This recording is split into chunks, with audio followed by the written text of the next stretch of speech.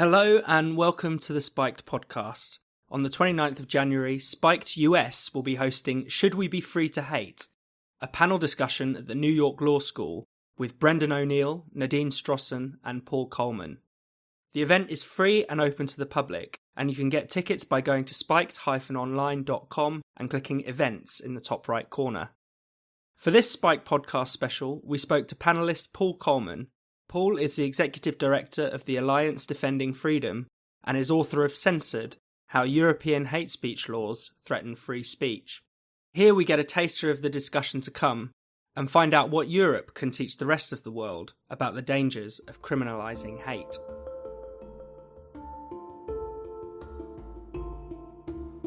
This is from a junior minister of the UK government. She said the counter-extremism strategy has been future-proofed for future types of extremism that we cannot possibly imagine.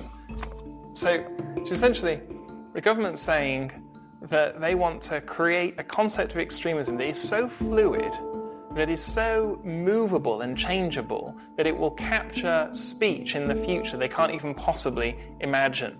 And they're proud of this. They see this as a great thing. The idea that you can future-proof restrictions on speech is just a terrifying concept and a window into the mentality of many governments across Europe. It's become something of a cliche to say that hate speech is not free speech. Every European country has some kind of criminal law against hateful, insulting and offensive speech. But at the same time, freedom of speech is widely understood to be a fundamental human right and a cornerstone of democracy.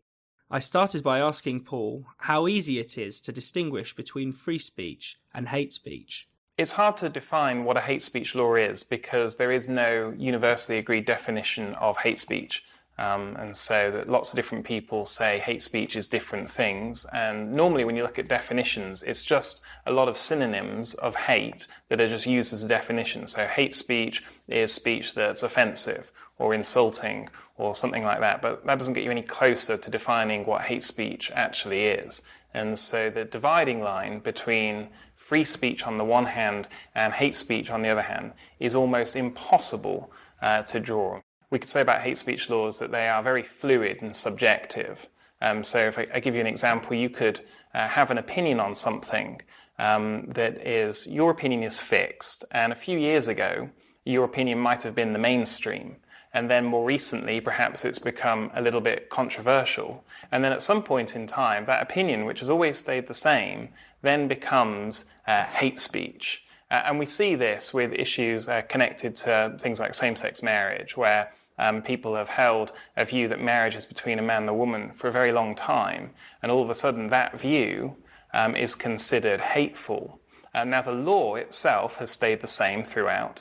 Their opinion has stayed the same throughout, but because of this fluidity of the concept of hate speech, a mainstream view can become a hate view without anyone knowing how this happens. It's not all hatred that is policed. It's only certain types against certain people at certain times. And this is a hugely powerful tool for those who are in power. When we look at some of the cases that come out of these hate speech laws, I think they range from the outright ridiculous on the one hand to some very dangerous cases that have serious implications for people's freedoms. Probably the most ridiculous hate speech case or incident that I've come across was in the UK. Where a student said to a police officer who's passing by, said, "Excuse me, did you know your horse is gay?" And he was investigated for hate speech, presumably homophobia against the horse. I don't know. Case obviously didn't go anywhere. But the fact that some stupid comment like that can result in a hate speech investigation shows how ridiculous these laws have become. Religious views in particular are in the firing line, says Paul. In 2009, Ben and Sharon Vogelenzang had a conversation in their guest house with a Muslim guest. They were Christians, their guest was Muslim, and they just had a breakfast time debate about the merits of their respective religions. Well, this Muslim guest complained to the police. She felt that she had been insulted, and a criminal prosecution ensued. It took a whole year for this prosecution to take place, during which time the Vogelenzangs lost most of their business. And even though they were acquitted in court, it took one morning for the judge to hear the evidence and acquit Ben and Sharon of any offence. They lost their business in the process. We see across Europe pastors, ministers, bishops, cardinals being investigated by the police for things preached from the pulpit. We see private conversations becoming the subject of criminal investigation, and we see journalists and members of the media investigated and arrested by police for things that they've printed or things that they've said.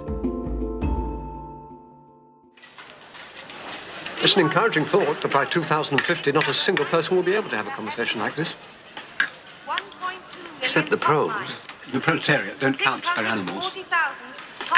See the hanging? It was George Orwell who first recognised that concept and wrote about it in 1984. That shrinking dictionary has begun, and now we don't know where it will end. First of all, we saw racist speech banned, and then speech that was considered Islamophobic, homophobic, transphobic, Christianophobic, misogynistic. The list goes on, and the dictionary gets smaller and smaller. Any politically charged topic, anything that's particularly controversial in modern European society is potentially going to be the subject of criminal investigation. And so today, that means topics like immigration and debating whether or not Europe should have open borders, and if so, how that looks. Topics, for example, like same-sex marriage, and as we've seen that debated across Europe, and issues surrounding other forms of public morality. All of these topics are controversial, they're all worthy of debate, and therefore they become the subject of criminal investigation. So, how does it all work? I asked Paul how the concept of hate was being used in Britain to clamp down on offensive speech. We increasingly see what I call a hate industry developing. And there's just all sorts of hate labels that are getting thrown around almost interchangeably. So, for example, you have hate crime, which is where they say a crime has been committed, but with hateful intent. And somehow they have to figure out when a crime was hateful and when it wasn't. And of course, we could say that all crime is hateful in a sense. I mean, how do you say that one robbery was a hateful robbery and the other one, the robber was not acting out of any sort of hatred? So you have hate crime, very difficult to explain and define. Hate speech, of course, and then hate incidents. And hate incidents are the most vague and subjective of them all because they are... it's all in the subjective eye of the person who is deemed to have seen hatred take place. And then they report that incident to the police. It's recorded as a hate incident. There's no need for any proof. There's no need for any evidence. There's no need for anything at all other than the person themselves saying it was a hate incident. And all of this fuels the hate industry because it creates these scary statistics that hate is on the rise. And this leads to the government, on the one hand, having increasing powers to tackle all of this hatred, and then other people getting funding to track, to monitor, to report all of this hatred. And so this self-serving hate industry is developing. Anecdotal evidence and some police figures suggest there's been a huge rise in cases of racist abuse. The UN urged Britain to take action to prevent further abuse. We had a 41% rise in race hate. Across the board, there's been a 17% rise in hate crime over the past year, with over 94,000 offences recorded. I think the main justification that we see for hate speech laws across Europe is that hate speech inevitably leads to violence, and we want to stop this violence from taking place. We can't wait until it does, so we have to take a few steps back and nip it in the bud and target the speech before it inevitably leads to this future conduct. But there are several problems with this approach. It's very dangerous. The first is that it's almost impossible to connect all of these previous acts of speech and expression with anything that happens in the future. But secondly, even if we could somehow connect them, the question is, do we want to essentially go back in time and preemptively criminalize things for fear that something may result in the future? So where does the concept of hate speech come from? Of course, governments have always restricted speech of citizens in one way or another, but the rise of modern-day hate speech laws can be traced back to the Second World War, just after the Second World War, with the rise of the United Nations and a lot of human rights treaties that were adopted at that time. And at that time, after the Second World War, you had essentially the Western nations, from a Western liberal tradition, and you had the Soviet Union and her communist allies, who were major players at the time. And these completely different groups, coming from completely different political traditions, tried to come together and create what we have today in a lot of foundational human rights treaties. And the influence of the Soviet Union and these communist nations can be seen throughout these UN treaties, but particularly in regard to the clauses on freedom of speech and hate speech that we see in these treaties. We can say with absolute clarity, and there's no question at all, that the hate speech laws we have today can be traced back to totalitarian regimes of the last century, particularly the Soviet Union and her communist allies. They were able to insert restrictions in treaties which countries like the UK and the rest of the world then signed and adopted. And from these treaties flowed the hate speech laws that we have today. And if you go back and read the debates and read the records that took place in the 40s through to the 60s, you can see that on the one hand you had the Western liberal countries opposing restrictions on speech, defending freedom of expression, and on the other hand, the communist nations, the Soviet Union, these other totalitarian regimes calling for more censorship, more restrictions on speech, calling for the banning, the criminalization of what they call fascist propaganda, calling for the criminalization of incitement to hatred. And it was actually their influence that has now carried through to today. And so we have this great irony that all of these countries that once opposed restrictions on speech are now the most vociferous users of these speech laws. So what do hate speech laws look like across Europe today, and where are they headed? In Austria, it is a criminal offence to insult somebody.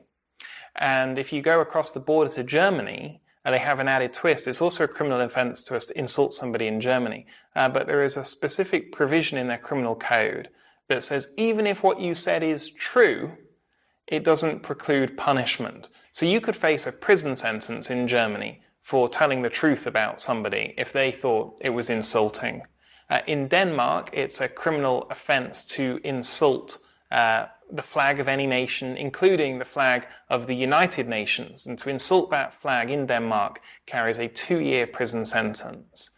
In Hungary, it's a criminal offence to incite hatred against the nation state itself. So the nation can be a collective victim of hate speech in Hungary, and that carries a 3-year prison sentence.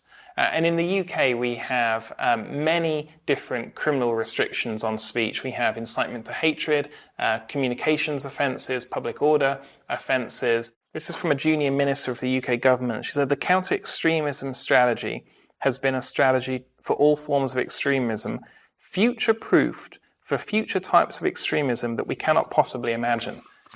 So essentially, the government's saying that they want to create a concept of extremism that is so fluid, that is so movable and changeable, that it will capture speech in the future they can't even possibly imagine. And they're proud of this. They see this as a great thing. The idea that you can future-proof restrictions on speech is just a terrifying concept and a window into the mentality of many governments across Europe. Sadly, a lot of people think, well, these hate speech laws will never affect me. I'm a nice person. I would never say anything mean to anybody, so therefore I won't be affected. They think that these laws are only there to target neo-Nazis and these extreme racists in society. But what we see across Europe increasingly is that these laws are affecting more and more people, just regular people going about their everyday life, having private conversations, what they write about on Twitter, on Facebook, what they blog about. All of this is resulting in criminal investigations and police complaints. The scope of these laws expands into more and more areas of everyday life. And so when we think about the battle for free speech and the battle against hate speech laws, we have to remember it's not just a battle to protect a select few people. It's a battle to protect all of our freedom and to protect the health of our democracy, which is ultimately what's on the line.